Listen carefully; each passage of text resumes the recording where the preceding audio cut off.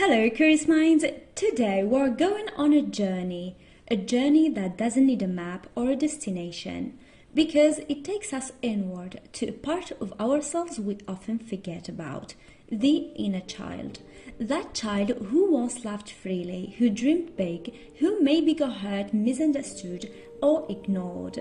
And even though we grow up, we carry that child inside of us, in our reactions, our fears, our insecurities.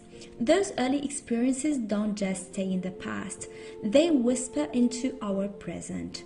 If you're ever asked yourself, why do I react like this? Or why do I feel this fear that doesn't make sense? This episode is for you, because sometimes the adult you are today is just a child still trying to feel safe. We will talk about how childhood wounds shape the adults we become, what medicine and psychology tell us about it, and how we can start healing, really healing from the inside. So take a breath, let's begin. Imagine a young child, maybe you. They are growing up, learning about the world, and what they need most is safety, love, and stability. But what happens when that safety breaks? When there's emotional neglect, chaos, shouting, or even silence where love shouldn't have been? Science tells us that early trauma, what researchers call adverse childhood experiences, or ACEs, can actually change how our brain develops. Repeated stress reshapes our biology. The amygdala, that tiny almond-shaped part of the brain that senses danger, becomes more reactive. The body's stress system stays on high alert even when there's no danger anymore. And the prefrontal cortex, the part that helps us reason and calm down, can become weaker.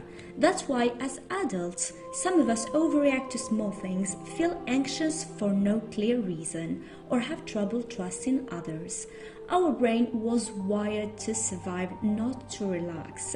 Psychologically, those wounds create us therapists call core beliefs. Maybe you learned, I am not enough, or I have to be perfect to be loved, or I can't trust anyone. And without realizing it, those beliefs shape your life, your relationships, your work, your self-worth. You might overwork to feel valued. You might avoid love because love once hurt. Or you might try to control everything around you because chaos once felt unbearable. The past isn't just the past, it's the lens through which we see our present. But here's the good news, lenses can be changed. Healing the inner child isn't about relieving old pain or blaming the past. It's about reconnecting, understanding that the child inside you still wants to feel safe, heard and loved. In therapy, this is sometimes called inner child work. It's used in schema therapy, internal family systems, and even trauma-informed cognitive behavioral therapy. The idea is simple but powerful. You meet that child again, the one inside you, and you give them what they never got. It might sound strange, but it's deeply human. Healing doesn't mean forgetting, it means remembering safely.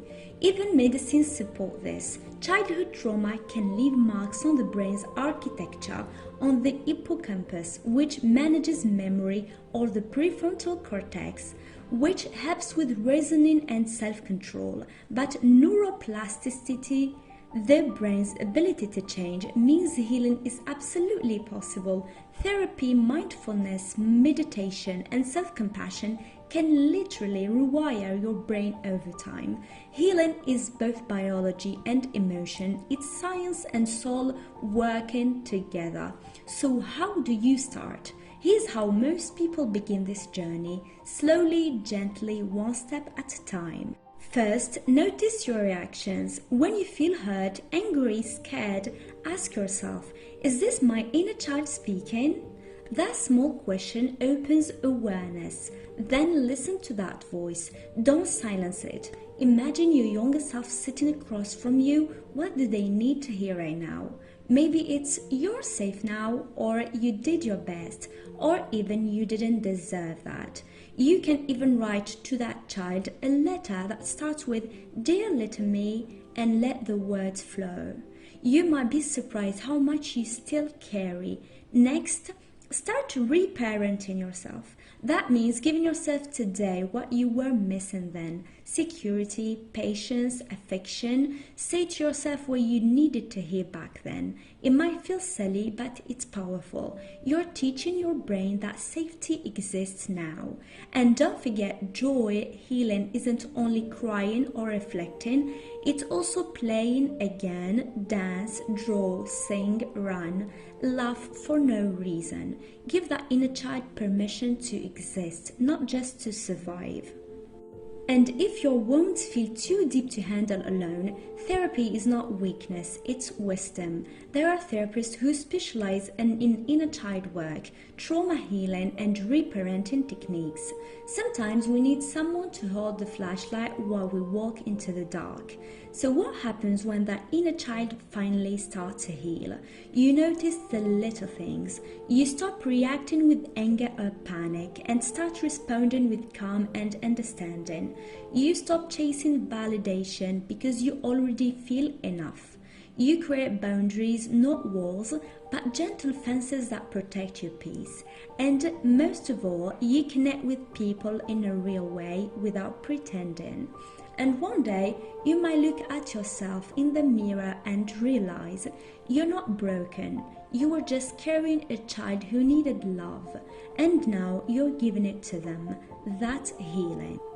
Your past doesn't define who you are, but ignoring it keeps you from becoming who you could be. Healing your inner child means taking back your story, rewriting it with kindness, compassion, and truth.